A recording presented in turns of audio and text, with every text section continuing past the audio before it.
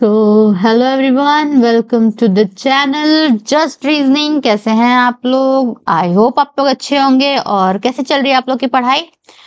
तो ये मेरा नया टॉपिक है, डायरेक्शन सेंस। मिसलेनियस में आता है ये, और इसके 3 क्वेश्चंस एग्जाम्स में आते हैं, प्रीलिम्स में।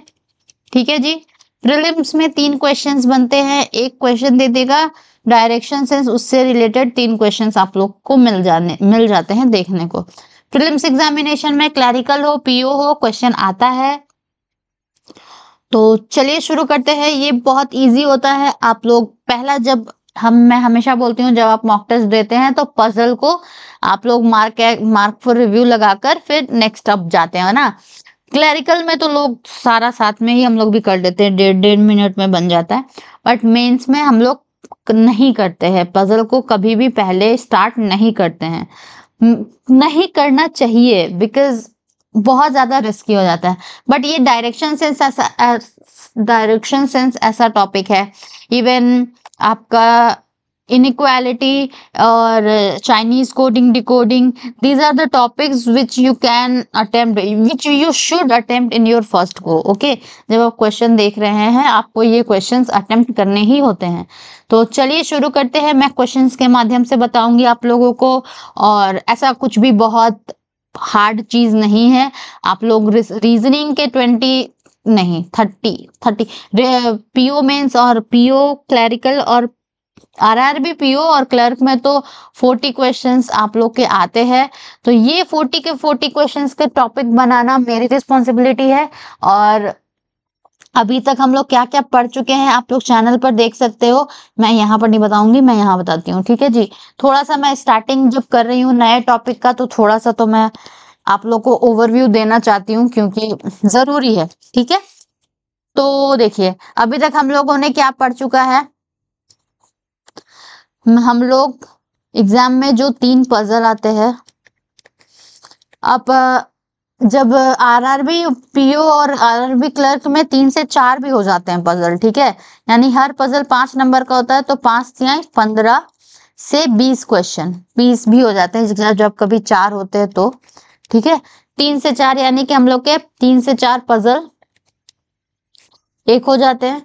उसके साथ साथ में हमने 3 से 4 पजल की तैयारी 15 से 20 क्वेश्चंस की कर ली है, कर रहे हैं। ये कर ली कभी नहीं होता है, जब तक रिजल्ट नहीं आता तब तक खुद को कभी भी आप लोग कॉन्फिडेंट इतना मत होइएगा कि आप लोग पढ़ना छोड़ दें। ठीक है। और क्या question coding decoding, coding decoding, इसके 5 क्वेश्चंस आते हैं। तो ये हम लोगों ने कर लिया है, वीडियोस है चैनल पर, आप लोग देख सकते हैं। और भी कोडिंग कोडिंग के नए और अलग अलग क्वेश्चंस मैं लेकर आऊंगी। अभी मुझे नए नए टॉपिक्स बताने हैं ना, इसी वजह से मैं सारे टॉपिक्स, ताकि आप लोगों को हर चीज एक ही मेरे चैनल पर सब कुछ मिल जाए एग्जाम के पहले। ठीक है, इसीलिए मैं करवा रही हूँ। बाकी बात कंटिन्यू प्रैक्टिस तो हम लोग करेंगे ही। 3 क्वेश्चंस इसके आते हैं। तो अभी तक हमने क्या क्या कर लिया है, 20 क्वेश्चन, 5 क्वेश्चन 25, 20 नहीं 15 लेकर चलते हैं, 35 क्वेश्चन मान के चलते हैं, क्योंकि SBI, clerical, IBPS, PO, clerk सब में 35 लेते हैं, तो हम 35 लेकर चलते हैं। 15 हो गया, 5 20 हो गया, 3 23 क्वेश्चन हो चुके हैं एग्जाम में आने वाले। डायरेक्शन सेंस आता है, डायरेक्शन सेंस के 3 क्वेश्चंस। अभी ये 3 के लिए हम लोग, मैं वीडियो बनाऊंगी और आप लोग पढ़ेंगे। इस 3 क्वेश्चन मार्क्स को लेने के लिए हम लोग पढ़ रहे हैं। तो यानी 26 मार्क्स तक हमारे हो चुके हैं। ठीक है, 26 बोलिए नॉर्मल एग्जामिनेशन में, और अगर इसमें और 5 नंबर जोड़ दिया जाए तो 31 बोलिए आरआरबी, पीओ वगैरह के लिए। ठीक है जी। 26 लेके चलते हैं। बच्चे कितने क्वेश्चन? 35 में से 26, 9 क्वेश्चन। अब ये 9 क्वेश्चन में कौन कौन से टॉपिक्स होते हैं? 9 क्वेश्चन में अभी आएगा आपका इनइक्वालिटी, जो कि 5 नंबर का होता है, और सिलोगिज्म,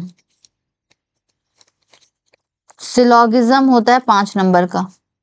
ठीक है, और ये शिफ्ट वाइज चेंज हो जाता है। किसी किसी में शिफ्ट में जब ब्लड रिलेशन देता है तो डायरेक्शन सेंस नहीं देता है, कोई कोई शिफ्ट में डायरेक्शन सेंस दे देगा तो ब्लड रिलेशन नहीं देगा।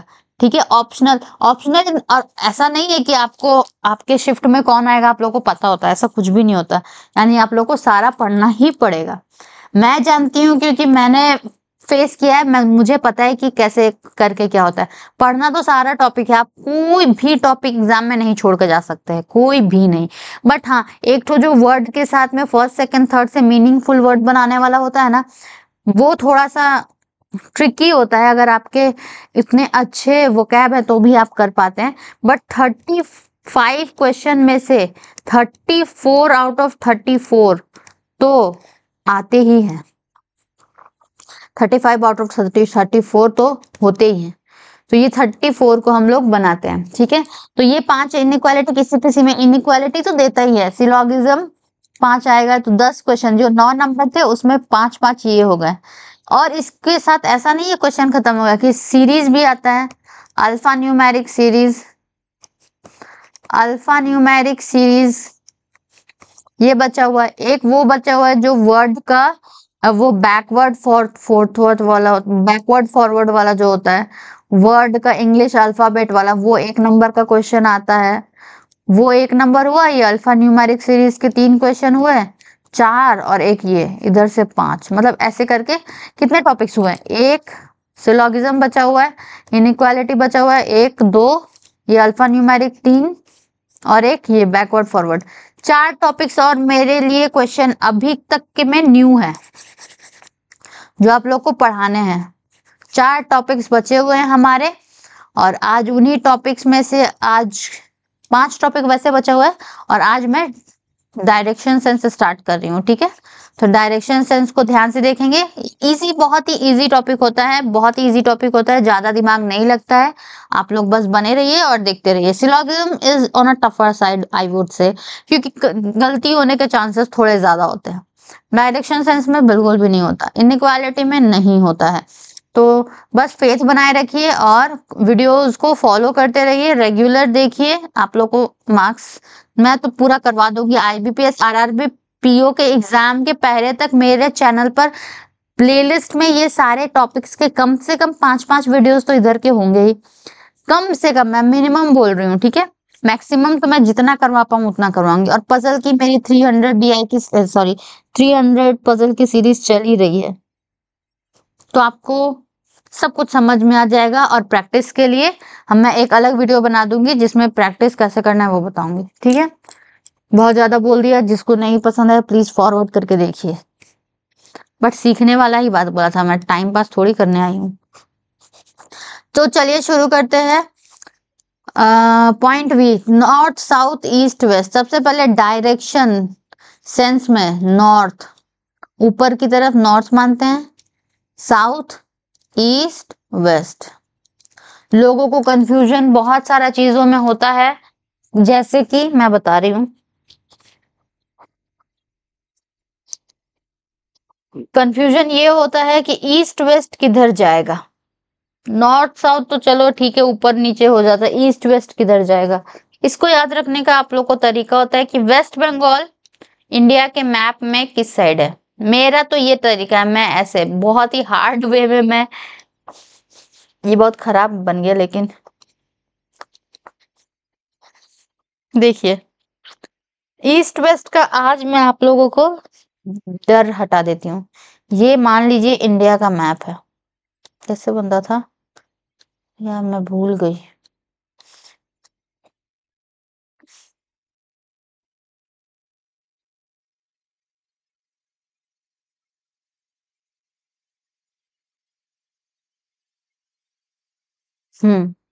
ये इस टाइप का कुछ है, ठीक है। इंडिया का मैप है। इंडिया के मैप में नॉर्थ किसको मानेंगे? इधर। साउथ किसको मानेंगे? इधर। इस साइड को क्या मानेंगे? कैसे पता चलेगा कि वेस्ट किधर है ईस्ट किधर है? वेस्ट बंगाल है यहाँ पर एक ठो स्टेट, आप लोगों को शायद पता होगा। वेस्ट बंगाल, ममता बनर्जी CM है जी, ठीक है। ममता बनर्जी यहाँ की CM है वेस्ट बंगाल की। अभी तक इंडिया में अभी नहीं, दिल्ली में है एक फीमेल CM, बट अभी है फीमेल CM बहुत दिन से वेस्ट बंगाल में है।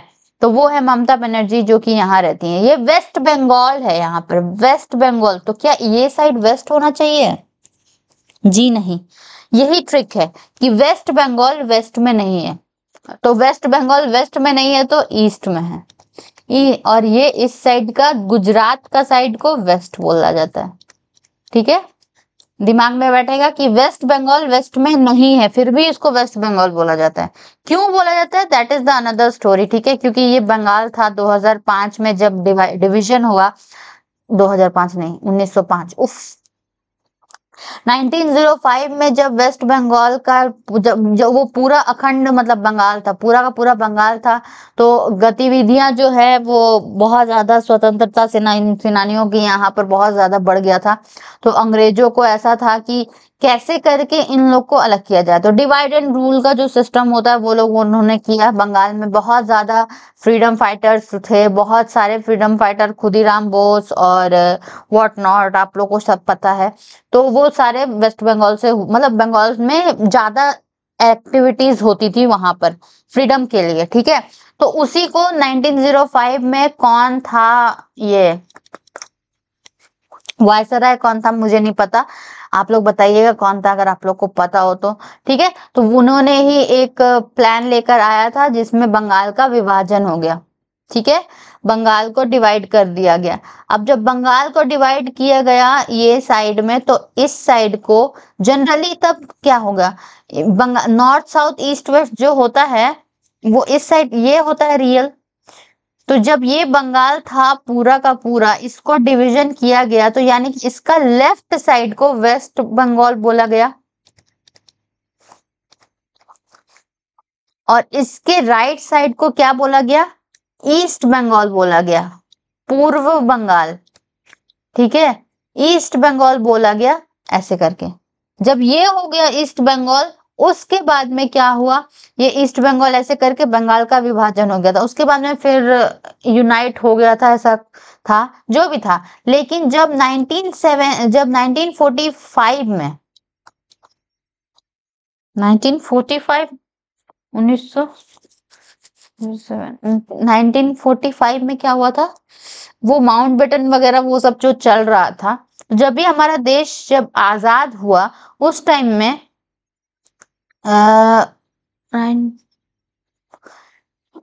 मैं 1971 क्यों बोल रही हूँ, हाँ बहुत थोड़ा कंफ्यूजन हो गया है। 1947 में जब देश आजाद हुआ था तो क्या हुआ था, उस टाइम में वेस्ट बंगाल नहीं, अब जो इंडिया था, इधर पाकिस्तान अलग हुआ, पाकिस्तान अलग हुआ था। और उसके साथ साथ में बोला था ये पाकिस्तान रहेगा, प्लस ये जो पूर्वी, इस पोर्शन को वो लोग पूर्वी पाकिस्तान, ईस्ट बंगाल नहीं पूर्वी पाकिस्तान बोलने लगा। ये भी साइड मतलब पाकिस्तान में चला गया था ना, ये पाकिस्तान, और ये यहाँ का जो साइड था जो ईस्ट बंगाल था उसको भी ये लोग पाकिस्तान में ले लिया। तो ये पाकिस्तान पाकिस्तान हो गया था। और ये वेस्ट बंगाल ही रहा, ये इंडिया में ही था। ठीक है, तो इंडिया में था तो इसका नाम वेस्ट बंगाल ही पड़ा।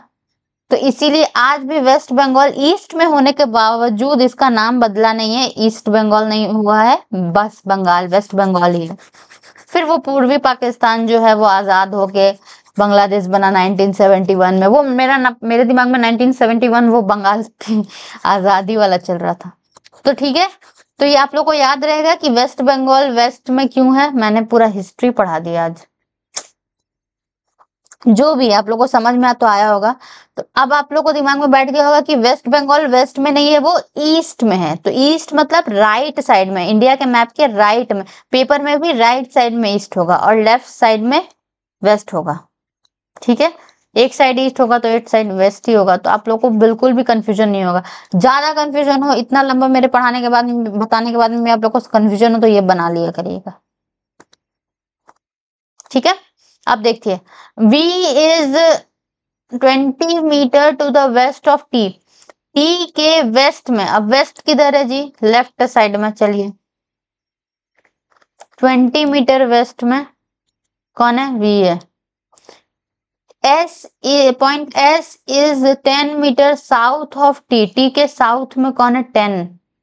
साउथ मतलब नीचे, 10 एस है। W is 10 meter east of point S. S के ईस्ट इस किस साइड है? राइट साइड में। 10 मीटर कौन है भाई? W है। X is 16 meter north of W। W से 16 मीटर नॉर्थ, 10 यानी कि यहां तक लेके जाएंगे तो 10 होगा, और 10 से 6 ज्यादा, 16 मीटर कौन है?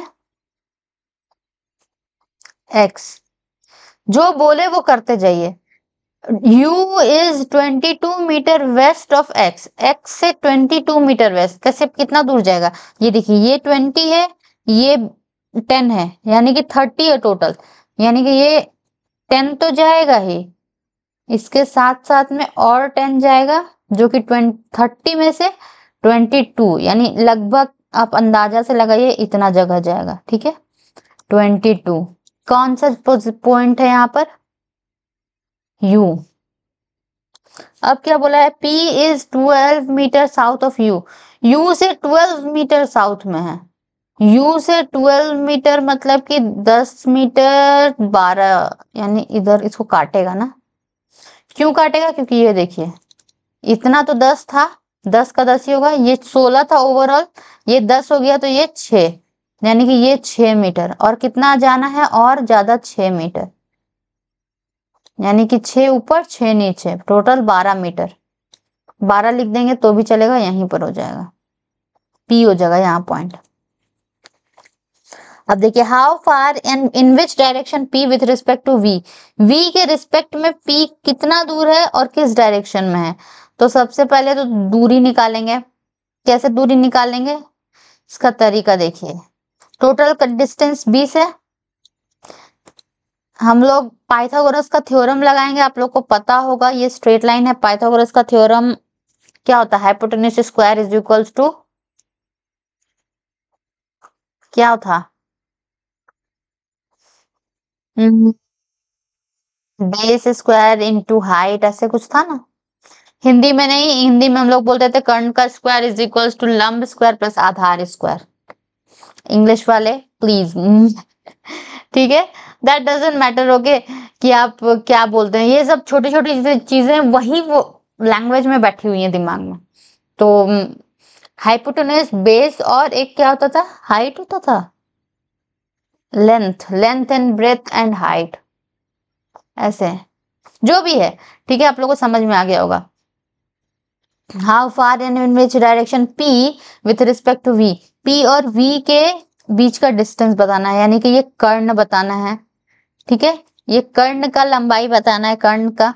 तो ये पोर्शन कितना है, इसी वजह से मैंने इसको तोड़ा था। टोटल तो 12 था, तो 6 ऊपर 6 नीचे, 6 इतना है। ये जगह कौन सा कितना होगा? ये जो ये कट है यहाँ से है, इतना तो 22 है ओवरऑल। अगर इसको ये पूरा बना दिया जाए तो ये 10 हो चुका है, ये 20 था ना, 20 से 10 और 2 और लेंगे, यहाँ कितना बचेगा? 8 बचेगा। जोड़ के देखिए, 22 और 8 30 होता है, टोटल 30 था। ठीक है, तो 30 यानी कि 8 और 6, 8 का स्क्वायर प्लस 6 का स्क्वायर इज का रूट ओवर कितना होता है? 8 8 64, 6 6 36 का स्क्वायर, दैट इज 100 का अंडर रूट, स्क्वायर नहीं under root, sorry under root, फिर 10। ठीक है जी, तो 10 यानी कि 10 मीटर है V और P का डिस्टेंस। और how far in which direction P with respect to D, मतलब P का डायरेक्शन, P कितना दूर है, P किस दिशा में है, ऐसे भी बोल सकते हैं, P किस दिशा में है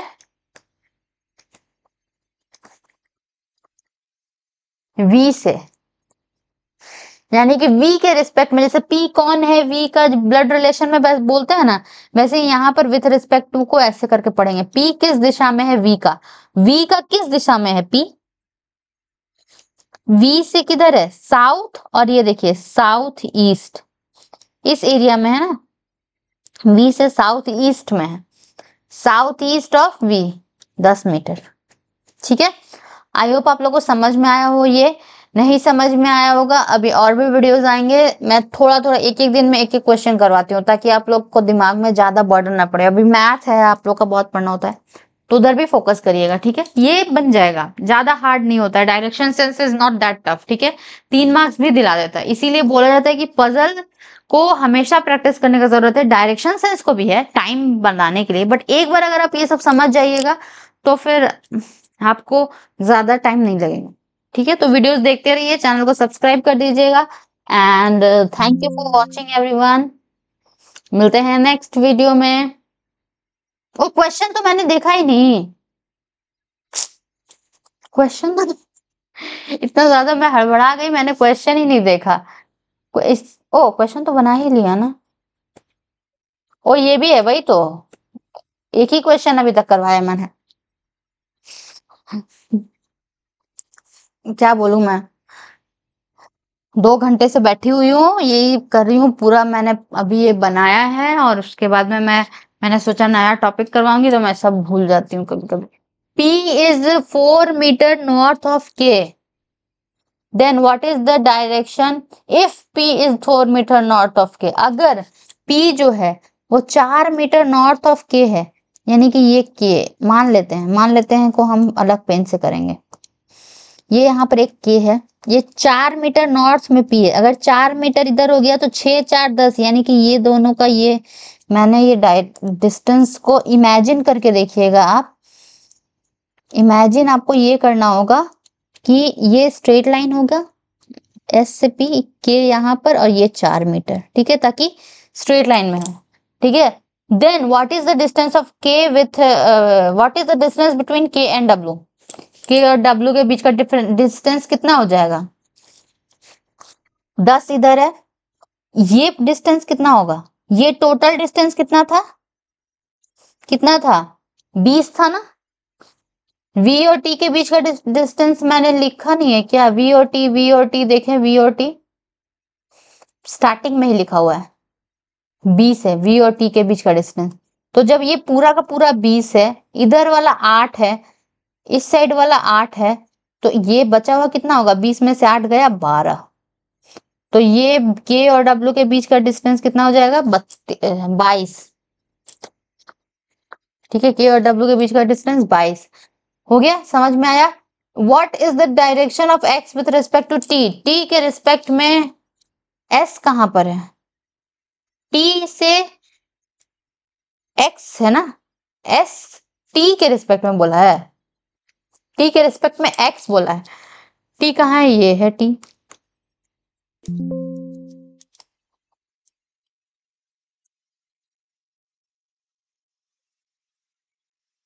एक मिनट रुक जाइए,